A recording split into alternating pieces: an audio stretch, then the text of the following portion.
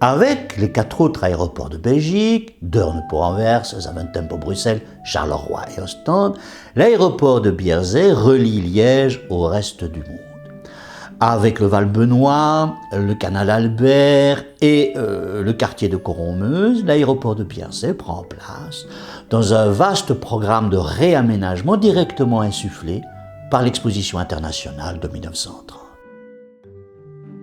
Mais dis-moi, au départ, l'aéroport de Liège ne se trouvait pas à Bierzet. Non, il se trouvait à Anse.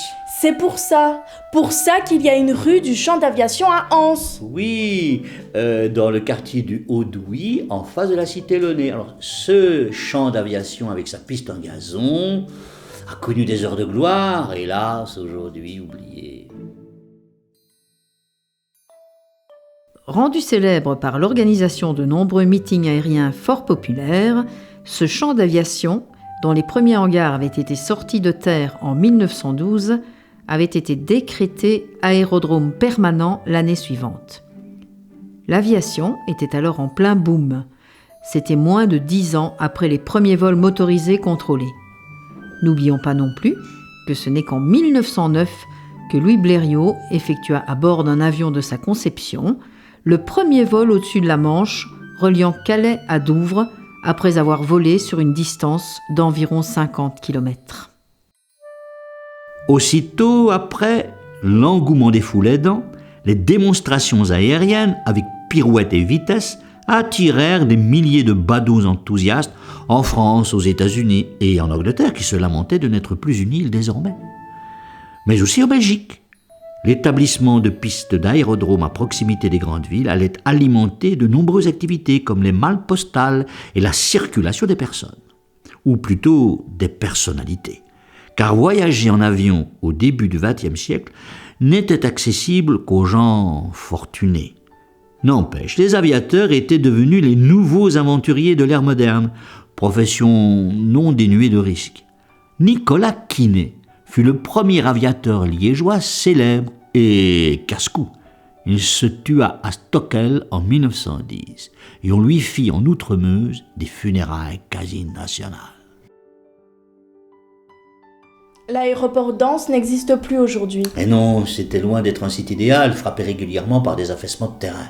À cause des nombreux charbonnages des alentours ? Tout à fait. Alors l'occupant allemand en 1914 décida d'abandonner le site et d'aller occuper un vaste terrain de la banlieue nord, à Bierzet. Mauvais début.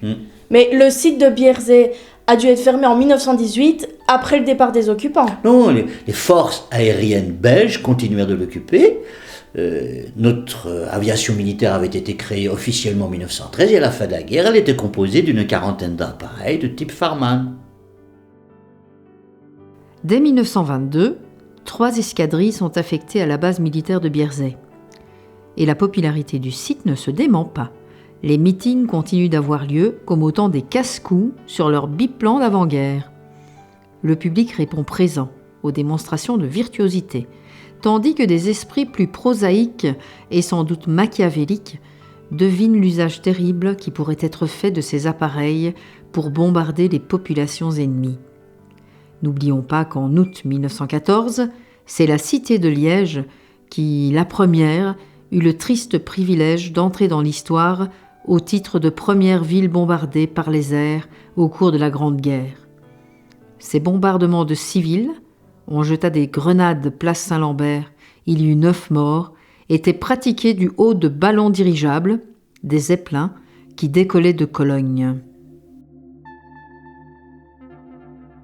Ces ballons firent aussi leur apparition sur la base aérienne de Bierzet, où ils voisinaient avec les Breguet, de fabrication française, et les Renard R-31, de fabrication belge, s'il vous plaît. En ces temps-là, l'aéroport civil cohabitait avec la base militaire, situation qui dura jusqu'en 1993.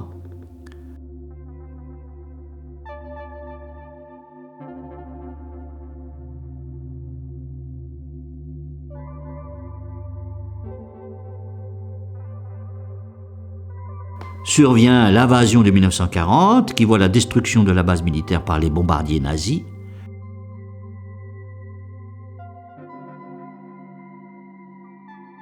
Puis cette base, reconstruite par l'occupant, est à nouveau détruite par les Alliés, qui l'occupent et la répare en 1944.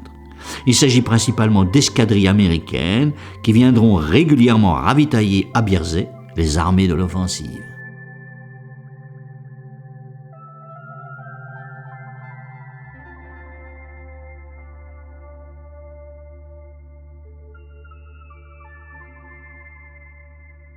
Base de l'OTAN en 1950, Bierzet était trop petite pour les chasseurs et bombardiers modernes. Une piste plus adaptée fut ouverte à proximité, sur le territoire de Velleroux. Les chasseurs et bombardiers belges, acquis aux États-Unis, y stationnèrent jusqu'à l'arrivée des premiers hélicoptères en 1961 et des premiers Mirage en 1972.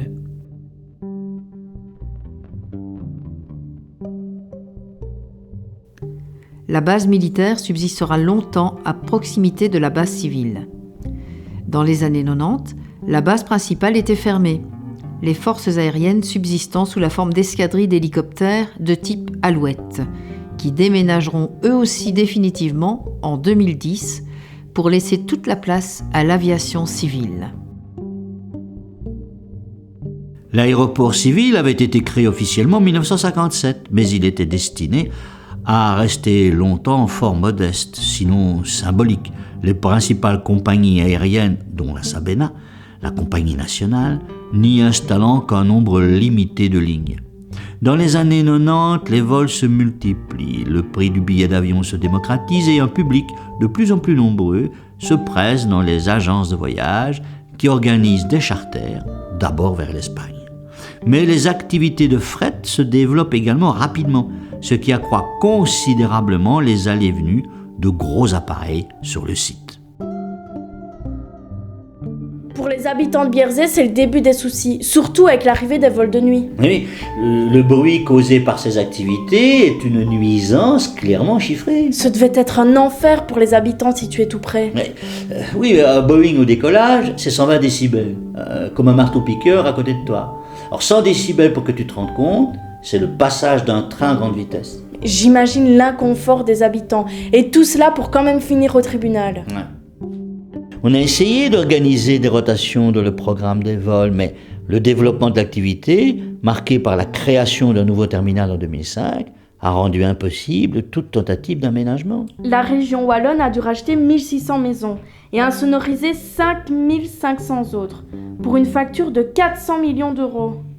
Le prix du développement économique de la région. Tu parles.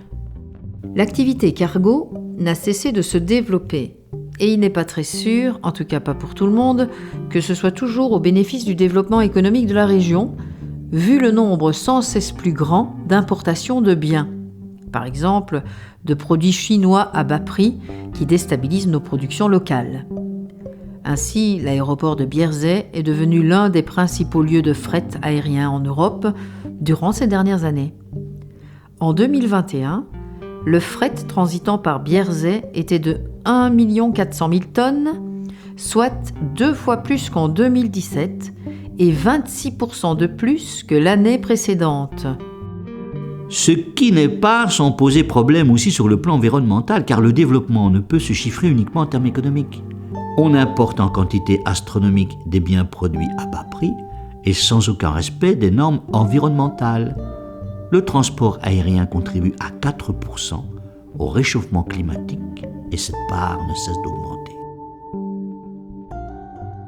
À part ça, Tonton a dû se débarrasser de sa vieille auto-diesel. Oui. En 2020, le monde comptait 23 000 avions. Mais en 2042, soit moins de 20 ans plus tard, il en comptera 47 000, soit plus du double. On est cuit, au sens littéral. Ah ben je le crains. Mais partir en vacances en avion, toi la jeunesse, à mon avis, ça te dérange pas. Pas de leçon à recevoir d'un boomer, ça va ?